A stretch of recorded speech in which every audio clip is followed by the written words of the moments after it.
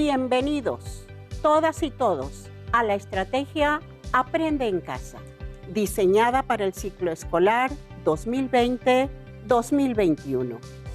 Espero que esta sesión resulte de provecho. Mi nombre es Irma Uribe y me da mucho gusto compartir con ustedes una sesión más de la asignatura de lengua materna. En esta ocasión, el tema que abordaremos es: para escribir hay que tener algo que decir. ¿Tienes alguna idea de por qué el programa tiene este nombre? Te voy a dar una pista, ya que durante la sesión lo irás descubriendo.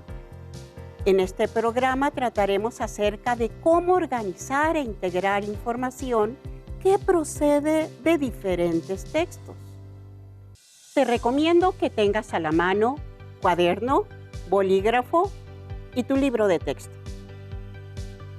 En la medida de lo posible, toma notas. Registra tus dudas o dificultades que surjan durante el planteamiento de la sesión. Tu libro de texto es de gran utilidad para que consultes y reflexiones más acerca del tema. Si por algún problema técnico o circunstancia ajena no puedes ver completa la sesión o incluso quieres volver a verla, te recuerdo que la puedes encontrar en las páginas que aparecerán al final de la sesión. No olvides que lo más importante es el deseo de aprender y, para escribir, hay que tener algo que decir. Seguramente has trabajado con diferentes aspectos del ensayo, como las características y función, su estructura, los recursos lingüísticos más comunes en este tipo de textos. Desde luego, el punto de vista del autor y los argumentos que plantea son características primordiales de los ensayos. Los ensayistas, para poder plantear sus ideas y opiniones, se documentan en diversas fuentes de información para poder respaldar sus argumentos. En estos días, ¿te has dado cuenta que diversos temas han acaparado la atención de todos? La información acerca de estos temas ha sido mucha y de diversa índole. Por ejemplo, la pandemia de COVID-19. Este tema ha sido tratado desde distintos posicionamientos como la salud, economía, seguridad, educación. Otros temas que están presentes en la actualidad son el trabajo a distancia, las redes sociales, por supuesto, la educación a través de los medios. Ante tal universo de información, vemos que los medios de comunicación la manejan de distinta manera y desde diversas posturas. Reflexionemos por un momento sobre un tema actual y formulemos una opinión al respecto. ¿Te gustaría que otras personas la conocieran? ¿Qué pasaría si otros rebaten tu opinión? ¿Qué se requiere para defender tus puntos de vista? En efecto, se requiere leer, documentarse en fuentes serias y confiables, así como escuchar a otros que sepan del tema y, desde luego, registrar la información. ¿Y tú? ¿Cómo registras la información? Principalmente leo y analizo el texto. Si la información es extensa, realizo un resumen. De lo contrario, hago un mapa conceptual o un cuadro sinóptico para así recopilar las ideas principales del texto. Yo vuelvo a leer un texto, subrayo las ideas más relevantes, para así hacer una paráfrasis, que es la interpretación del texto en mis propias palabras, para así saber de lo que estoy hablando. La técnica que yo utilizo es leer el texto con muchísima atención e identificar las ideas principales y subrayarlas. Y después escribir con mis propias palabras de lo que trató el texto. Analicemos las respuestas que dieron tus compañeros. Nathan subraya las ideas más importantes y las escribe según su interpretación. Como ustedes saben, él hace paráfrasis. Miguelito elabora resúmenes, además, cuadros o mapas. Nicole subraya las frases de lo que considera importante y después escribe empleando sus propias palabras. Te invito a que reflexiones en las estrategias que llevas a cabo para registrar información. Generalmente, ¿en dónde las registras? Seguramente en tu cuaderno. Es importante conocer que puedes emplear una estrategia para organizar la información de mejor manera. ¿Sabes cuál es? Las fichas de trabajo son tarjetas como estas. Pueden ser de resumen, de paráfrasis y de cita textual. Repasemos esto que ustedes ya conocen. ¿Qué es un resumen?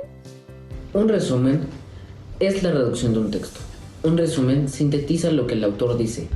Registra ideas principales. No debe de tener interpretaciones ni ideas nuestras, solo lo que el autor dice. ¿Qué es paráfrasis? La paráfrasis consiste en decir las ideas propias obtenidas de un texto predeterminado, que le da una mejor visión más clara y precisa para otros lectores. Mejor dicho, es una forma de resumir un texto con las palabras propias de un individuo y sirve para facilitar la comprensión de un texto. ¿Qué es cita textual? La cita textual es la mención de una frase dicha por otra persona dentro de un discurso propio. Es importante colocar en los textos para darle soporte y veracidad a la información desarrollada, y así poder dar puntos de vista y reforzar ideas. Correcto. Todos tienen una idea acerca de lo que son estas fichas. Puntualicemos. El resumen permite reducir un texto, integra las ideas principales de manera concisa y clara.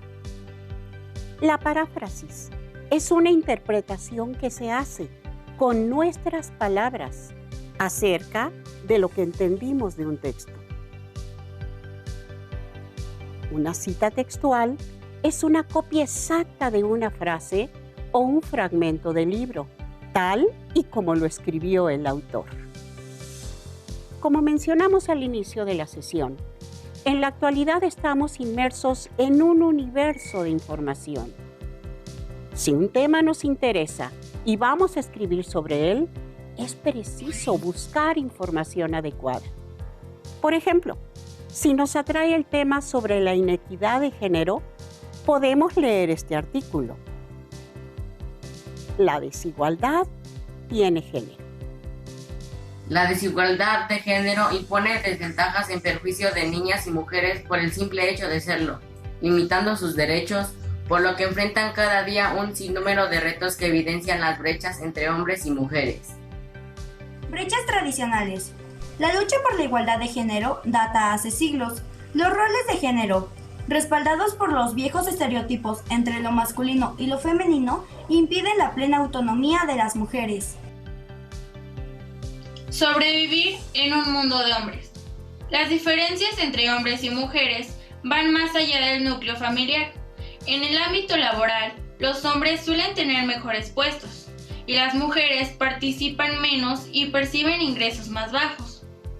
De acuerdo con la Encuesta Nacional de Ocupación y Empleo, ENOE, del INEGI, la tasa de participación económica femenina para marzo del año pasado se ubicó apenas en el 43%. Lo anterior quiere decir que el 57% de las mexicanas no se incorporan al mercado laboral, lo cual refleja una fuerte problemática que puede deberse a que no encuentren condiciones para poder incorporarse a un trabajo, por los bajos salarios, los horarios extensos y las dificultades que enfrentan en relación con el cuidado de los hijos, entre otros. Trabajar igual, ganar menos. Las mujeres suelen tener una desventaja salarial frente a los hombres. El 73% de las mujeres que trabajan reciben 3 o menos salarios mínimos, mientras que en los trabajadores del sexo masculino, esta misma proporción es del 66%. El trabajo en casa. Las labores del hogar continúan siendo una actividad predominantemente llevada a cabo por mujeres. La encuesta intercensal reveló que las mujeres dedican un total de 49 horas por semana a trabajos dentro del hogar, comparado con las 19 horas que dedican los hombres.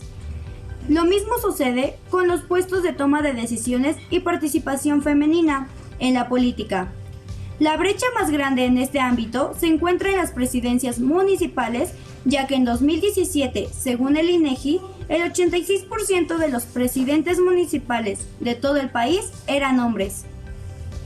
Cabe señalar que la pobreza y la desigualdad de género no son causantes ni consecuencia una de la otra. Es un fenómeno que está presente en toda la sociedad, más allá de las condiciones socioeconómicas de las personas. Sin embargo, el rezago educativo, la asignación exclusiva del trabajo doméstico, el cuidado de los hijos, la falta de autonomía y sufrir violencia, entre otras, son manifestaciones de la desigualdad de género que complican la superación de la pobreza. Las brechas de género y la consecuente violación de sus derechos son una realidad para miles de mujeres mexicanas. Erradicar estas injusticias es requisito indispensable para lograr el desarrollo y la igualdad que nuestras mujeres y México necesitan con urgencia. Como pueden darse cuenta, este texto brinda información importante. Es recomendable elaborar fichas con los datos más relevantes del tema que trata.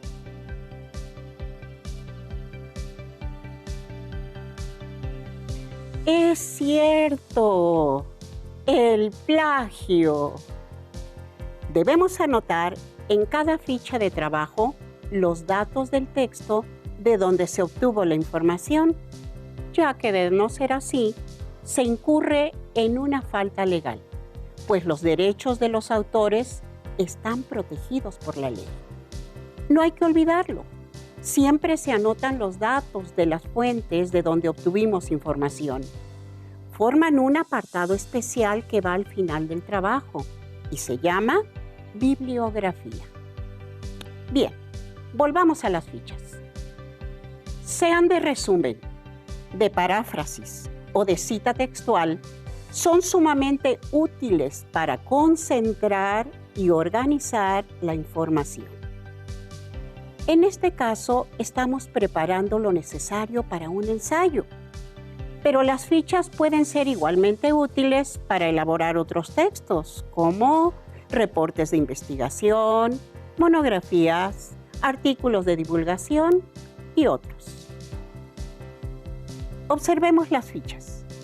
En la de resumen, toda la lectura se redujo a este breve texto con ideas esenciales.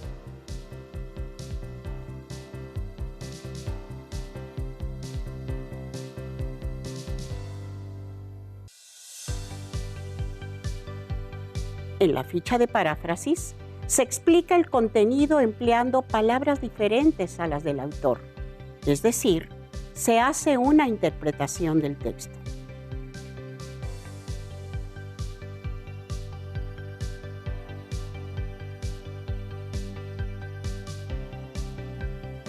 En la ficha de cita textual, se copió un fragmento muy importante del texto, incluso se anotó entre comillas.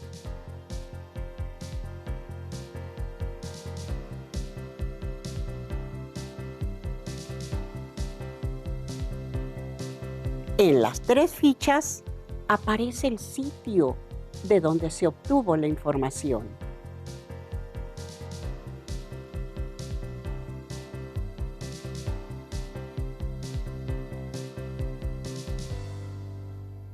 Una vez que tenemos toda la información que consideramos suficiente y necesaria para escribir nuestro ensayo, procederemos a organizarla de acuerdo con las partes que conforman la estructura del texto. En este caso, un ensayo. Es recomendable leer y tener un texto modelo que nos sirva como guía para poder elaborar el nuestro. Leamos este pequeño ensayo, muy interesante. Su título es El mito de la epilepsia. Seguramente vas a distinguir los principales elementos del ensayo y la forma en que la autora integró la información. El mito de la epilepsia, por Margarita Alegría.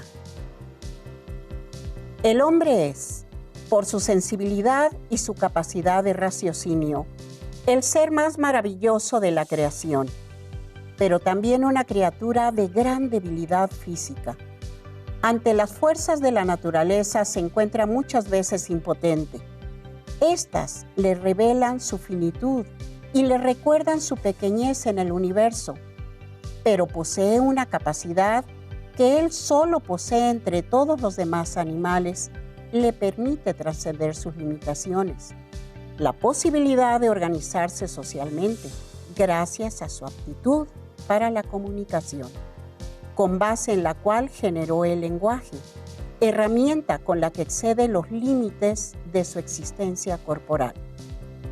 Frente a las fuerzas naturales que muchas veces lo rebasan, los hombres crean mitos, símbolos que los compensan y dan impulso a su aliento vital. Simón Braulovsky alude en su obra Epilepsia, enfermedad sagrada del cerebro, al origen divino que se atribuye a esta enfermedad en diversas culturas como la mesopotámica, en la que se relacionaba con la mano del pecado y con el dios de la luna. El hombre ha tenido siempre a dar interpretaciones mágico-religiosas a aquellos fenómenos naturales que escapan a su comprensión, creando en torno suyo relatos fabulosos en los que hay agentes impersonales, que la mayoría de las veces son fuerzas de la naturaleza personificadas. Terry Eagleton ha señalado que el hombre, como ser cultural, se distingue por su carácter simbólico, a diferencia de otros animales, cuyos cuerpos solo les dejan un poder limitado para liberarse de los contextos que los determinan. Los símbolos míticos revelan a los seres humanos poderes que van más allá de los naturales y que, en el caso de la calidad sagrada que se concedió a la epilepsia, sirvieron para explicar el porqué de las capacidades superiores de ciertos hombres que padecieron ese mal, como Hércules, Sócrates, Mahoma, Dostoyevsky, Lord Byron, Flaubert y Van Gogh. La historia humana está poblada de mitos porque el mito, igual que la ciencia, tiene la ambición de explicar el mundo haciendo inteligibles sus fenómenos. Igual que ella, pretende ofrecer al hombre un modo de actuar sobre el universo. Ante un universo lleno de incertidumbres y misterios, el mito interviene para introducir lo humano, en un intento de salir de la impotencia en que el ser humano se encuentra. James G. Fraser, en La rama dorada, magia y religión, relaciona los distintos mitos con un número considerable de cuestiones a las que los hombres quisieron dar explicación por medio de ellos: el dominio del tiempo, las estaciones del año, la muerte, los poderes espirituales, el mal, los elementos. Este autor da gran importancia a la religión, en virtud de cuyos mitos se suplen las limitaciones humanas ante el poder ilimitado de los dioses. Los mitos, entonces, como parte de la cultura, ayudan a sobrevivir al hombre, porque llenan vacíos de su naturaleza material al colmar necesidades que ésta no les permite satisfacer. Interesante. Noten cómo argumentó su postura con base en varias fuentes. ¿En qué párrafo está la postura de la autora respecto al tema? ¿Dónde hay una paráfrasis? Aquí, pues la autora explica la información que encontró en un texto consultado. ¿En dónde se observa una cita textual? Aquí y aquí. ¿Cómo se identifican? Claro, porque están entre comillas. Finalmente, la conclusión. Los mitos, entonces, como parte de la cultura, ayudan a sobrevivir al hombre, porque llenan vacíos de su naturaleza material al colmar necesidades que ésta no les permite satisfacer. Y vean esta parte, la bibliografía, es decir, las fuentes que consultó la autora para poder escribir su ensayo. ¿Qué tal? ¿Complicado? No, es cuestión de practicar. Para reafirmar lo que aprendiste en esta sesión, te invito a que lleves a cabo el siguiente reto. Observa lo que ocurre en tu colonia, en México, en el mundo. Reflexiona acerca de lo que piensas al respecto. Asume una postura ante ese hecho. Busca información, organízala y escribe un ensayo breve. Seguro que puedes hacerlo. Antes de despedirnos, reflexiona. ¿Para qué sirve leer, seleccionar información y escribirla? Para tener bases y poder expresar mis ideas con claridad. Por ejemplo, me duele la pandemia. Hemos perdido miles de vidas, salud, trabajo, pero eso no nos va a vencer. De eso quiero escribir. Creo que cuando leemos nos vamos educando. Aprendemos a tener ideas justas, a no ser racistas, a ser equitativos y a defender con razones nuestras ideas. He aprendido que cuando leo adquiero muchos conocimientos nuevos e interesantes que me ayudan a tener ideas propias y poderlas expresar con seguridad en diferentes situaciones de la vida. Yo pienso que saber buscar y organizar información nos enseña a ser más ordenados. Así no nos confundimos, aprendemos a tener ideas propias y no nos engañan fácilmente porque tenemos bases para defender nuestra opinión y hasta para convencer a los demás. Un reconocido escritor español señala, para escribir hay que tener algo que decir. No olvides que, para ampliar la información sobre el tema de hoy, localiza en tu libro de texto El aprendizaje esperado. Argumenta sus puntos de vista respecto al tema que desarrolla en un ensayo y lo sustenta con información de las fuentes consultadas. Nos vemos pronto aquí en Aprende en Casa 2 para seguir aprendiendo y descubriendo nuevos conocimientos. Si tienes dudas o necesitas